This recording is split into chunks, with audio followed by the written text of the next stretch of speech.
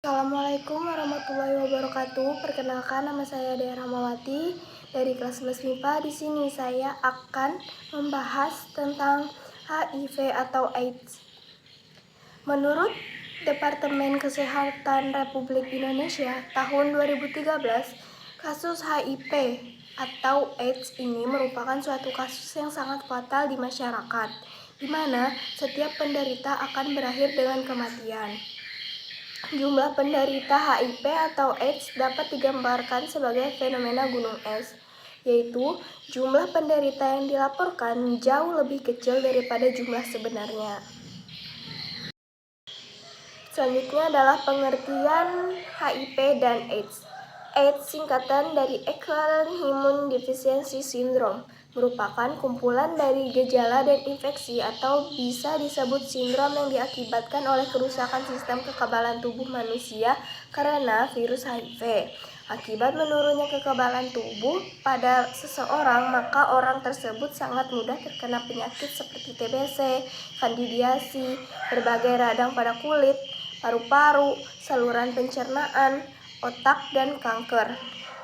Human Immunodeficiency Virus atau HIV yang bisa dapat melemahkan kekebalan tubuh pada manusia karena menyerang sel darah putih di dalam tubuh atau limfosit.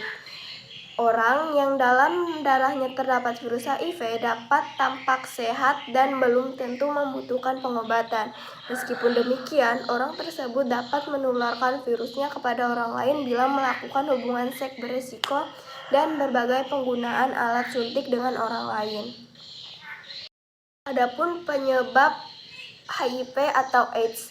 Penyebab AIDS adalah virus HIV. HIV sering dikaitkan dengan penyakit kelamin karena penularan penyakit ini biasanya disebabkan karena adanya hubungan seksual yang bebas, sering berganti pasangan, dan tidak sehat.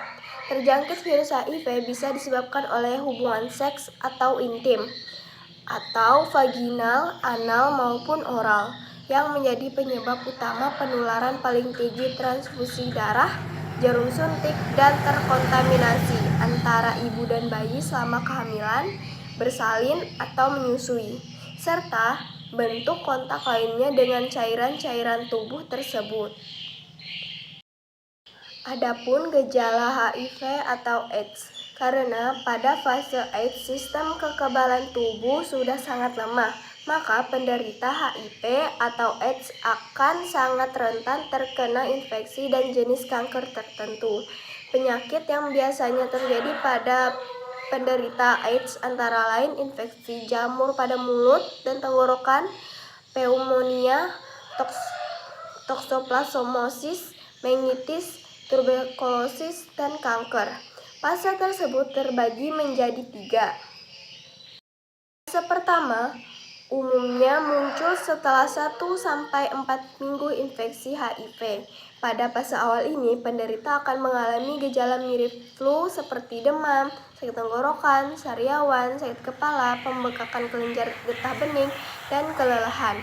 Gejala ini muncul karena sistem kekebalan tubuh sedang berupaya melawan virus.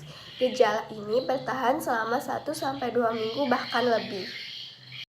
Selanjutnya adalah fase kedua. Fase kedua atau fase laten HIV. Pada fase ini, penderita HIV akan tidak menunjukkan tanda dan gejala yang khas, bahkan dapat merasa sehat. Padahal virus HIV sedang berkembang biak dan menyerang sel darah putih. Meskipun tanda-tanda HIV atau AIDS tidak terlihat, penderitanya tetap bisa menularkannya kepada orang lain. Pada akhirnya, fase kedua sel darah putih berkurang secara drastis sehingga gejala yang lebih parah mulai muncul. Terakhir adalah fase ketiga. Fase ketiga yaitu AIDS. Fase ini merupakan fase terberat dari infeksi HIV. Pada fase ini, tubuh hampir kehilangan kemampuannya untuk melawan penyakit. Hal ini karena jumlah sel darah putih berada jauh di bawah normal. Gejala tahap ini adalah berat badan menurun drastis, sering demam, mudah lelah, diare kronis, dan pembekakan kelenjar getah bening. Cara pencegahan HIV atau AIDS. 1. Melakukan hubungan seksual yang aman. 2. Hindari penggunaan alat pribadi bersama orang lain. Ketiga, menghindari penggunaan jarum suntik bersama. Keempat, melakukan sunat untuk pria. Kelima, menghindari penggunaan obat-obatan terlarang. Keenam, penggunaan antiretroviral atau ARV. Ketujuh, melakukan screening HIV. Kelapan, terbuka dengan pasangan. Dari pembahasan yang saya sampaikan, dapat disimpulkan HIV atau AIDS merupakan penyakit yang sedang mengancam peradaban manusia. Namun, cara penularannya sangat susah. Seseorang yang terserang HIV atau AIDS tidak sepatutnya dijauhi dan dikucilkan karena mengetahui sedikit pengetahuan tentang HIV dan AIDS akan bisa membantu bagaimana cara memperlakukan penderita dengan baik serta bisa berhati-hati agar tidak tertular HIV dan AIDS tanpa harus memberikan hukuman sosial. Sekian dari saya. Wassalamualaikum warahmatullahi wabarakatuh.